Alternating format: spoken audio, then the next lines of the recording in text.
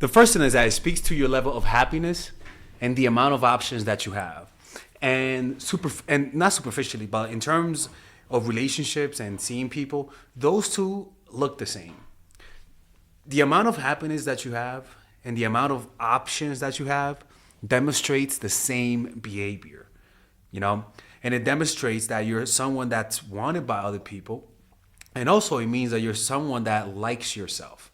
Either or, whether or not you like yourself or whether or not you're wanted by other people and people find you attractive, they're both equal in the eyes of somebody who's trying to go out with you, you know? And this is why when you try hard, you're pretty much saying two things or three things. One, that you're happy, that you're not happy with yourself. Two, that you don't have options, or both. And it's not that people add it up, you know what I'm saying? But that people sort of have an intuition for that. And that's why developing a meditation practice is so important, because it increases your level of happiness and it increases the amount of the unconscious attractive behavior, if that makes any sense, right? It increases it because you just have more options, or you're happy. When you're happy, you're not anxious. When you're happy, somebody doesn't cause you to start acting out of character. It doesn't cause you to start getting impatient. It doesn't cause you to start making mistakes. You know, when you're happy and have options, you're more stable. For example, when you have options, all of those needy emotions you have get suppressed. You know, because validation suppresses those emotions. But then when you're happy, you don't have those emotions there. So either or, they're both the same behavior. You get what I'm saying? Now, the one where you're validated and as a result, that's why you act confident, that will eventually crumble in the long term, right? But in the short term, within a 5-year range of knowing people, it's actually pretty viable. So that's the thing, right? Is that you act confident with options because it suppresses the negative emotions, consistent validation. But then when you're happy, you don't have those negative emotions suppressed, so you start acting attractive. And as a result, you don't try hard. You know, you don't try hard. The next thing is that there's no change in sudden behavior. Usually people start off with an act. And once they sense that you like them back, they start acting how they usually are. And that tends to catch people by surprise, right? And it's actually a turnoff. You kind of could feel that you were acting the whole time. When all of a sudden, once I start liking you, you start acting, you start giving the psycho fucking looks, right? You start acting in a needy way, and you're not even you're not acting out of feedback. You're just you were waiting for that moment to release those emotions, and you're not really thinking about the person. You're just thinking about how can I release these emotions. You're not thinking about how to give them an experience, right? The next thing is that it communicates strength, right? It communicates strength simply because the way that you behave when you really like someone is a reflection of how you've been treated before. If you had the bad luck to not get the love, the affection that you give in return, if you had that bad luck, it'll be communicated in how you treat people when you really like them, right? You've associated anxiety and rejection, and so as a result, your nonverbal cues are going to be showing nervousness.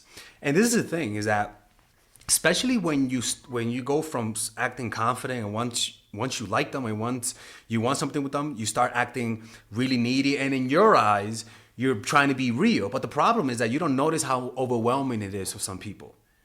You know, it feels too overwhelming. And people unconsciously do not want to be with someone who other people don't want. People unconsciously do not want to be with someone who other people look down on. You unconsciously do not want to be with someone who you know could, like, it's not that I'm not trying to say that not being wanted by someone is a bad thing, you know, because we all have that. But there is a bad taste in the mouth that it leaves whenever we know that you have begged in the past, whenever you have lowered yourself for the sake of somebody's validation, right? It's kind of similar to that. You're like, if you got that low just to try to get someone, right? And you were that needy, why should I pursue you as a result? And I know it sounds superficially, right? But that's how humans think. It's like how people, when somebody sees you having friends, they're going to be more likely to be your friend simply because other people want you.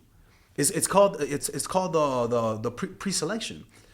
So when you communicate to people that you've been rejected, that you were the one that wanted something and the other person didn't want it, if you communicate that through your behavior, and when I mean your behavior, meaning that there's a try hard aspect to you. You give too many gifts too fast, too soon. You're way too thoughtful in your gift, right? You give your eye contact is too intense. You open up a little bit too fast and with too much intensity. Those things communicate that maybe you have had some bad luck in your dating life. And there's nothing wrong with having the bad luck. The problem is that when it shows in your face, that's the issue. It's not that you have had a bad past. It's that it still shows in your face and you're not over it.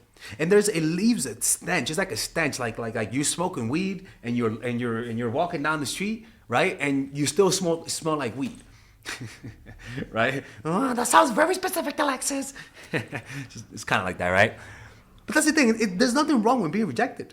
There's nothing wrong with being played. The key is to get over it. Is to have the mental faculties and the emotional strength to get over it. But when people sense that you're still not over it, and you could tell in the eyes, and you could tell in desperate behavior, because that's what it is being scarred by being rejected by someone that you like, people don't want that. So I don't want to communicate to you guys that having, failed relationships is a bad thing. There's nothing wrong, man. I get played too, man. Come on, man. But how long does it linger? Are you still over them?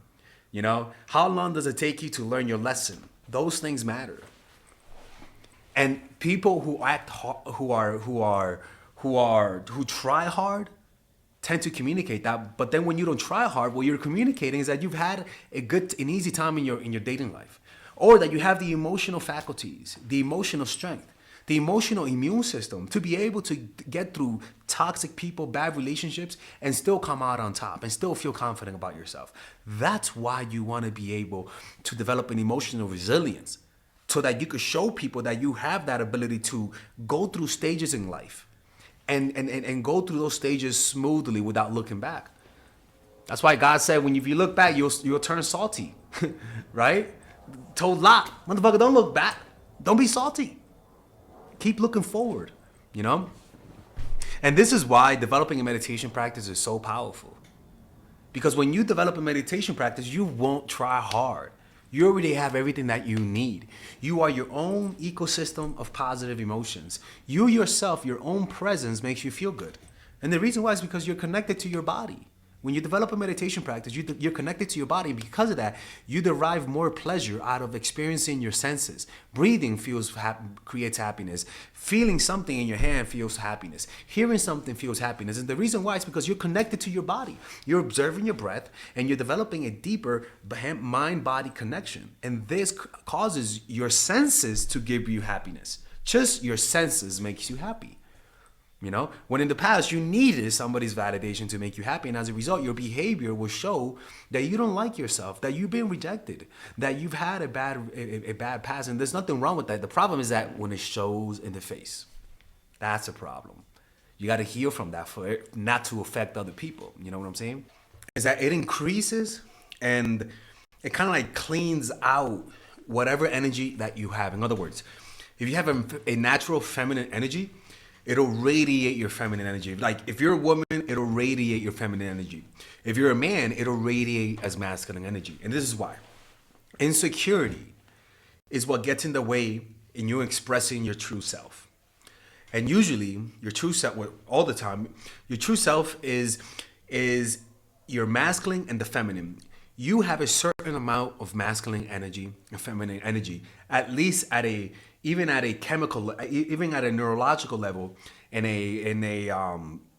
you call, not chemical level, what do you call that? Even at the level of the body, you have a certain amount of masculine and feminine energy, right? Hormones per se. And what you want to be able to do is not change that. It's just express it.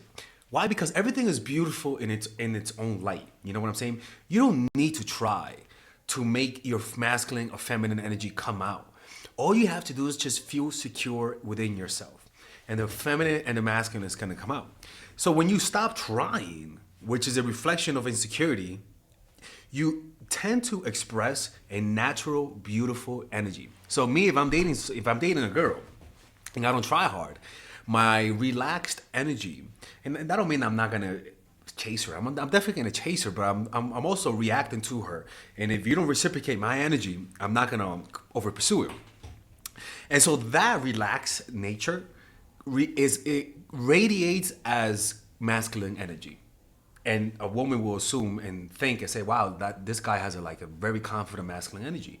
But when a woman does it, also, it radiates her feminine energy, because the masculine, or the not needing it and not trying hard, it does radiate a certain level of masculine energy in terms of strength. Like it certainly does. Like it's self-constraint, and usually that's a man type of thing. And this masculine energy will complement a woman's feminine energy, you know. And the feminine energy in a man complements his masculine energy. It cannot. It's a painting with two colors, you know, and both have to complement each other. And this is the power of not trying hard. Is that it literally cleans out your energy, and it'll radiate as confident, and people will gravitate to that, because people gravitate towards people who are unrepressed and who express their true nature. All right, guys, we're going to have a brief intermission so that I could tell you guys about our new bundle that we're doing, where you guys can purchase all of my courses and get it at a discount. So this bundle is pretty much the bundle where you could just buy all of my courses. You could buy Nice Guy, which is a training course on how to come across more assertive, how to come across more confident, how to not give off nice guy vibes. You guys can get access to Dark Game, which is my full dating course on how to meet women in different scenarios, how to attract women, how to make sure you don't come across as creepy, and essentially how to act like a man and not act like a doofus, to be quite honest with you. And you get all of these bonuses, which is the bonuses of Dark Game, the bonuses of Practical Mastery, which is about how to master a skill, Social Mastery, which is how to master your social life, and the Laws of Human Nature, which is a book club videos that I had dissecting Robert Greene's book. All of this is naturally at around naturally is at $346, but you guys can purchase this bundle and get it at what's the price again? Get it at $238 pretty much. So you guys can purchase it right now. It's a money back 30-day money back guarantee. It's a good way to, rather than just buying them individually and paying extra, you guys can just purchase everything at a discount price. Now, the only thing I don't like is the fact that I'm giving you a lot of information at the same time. That makes me kind of scared, because a lot of times people don't do the things that I teach when you get too much information. But I've gotten too many requests to do this, so I'm just satisfying you guys. Purchase it right now by clicking on the description down below where it says purchase the bundle. All right, let's continue with the video.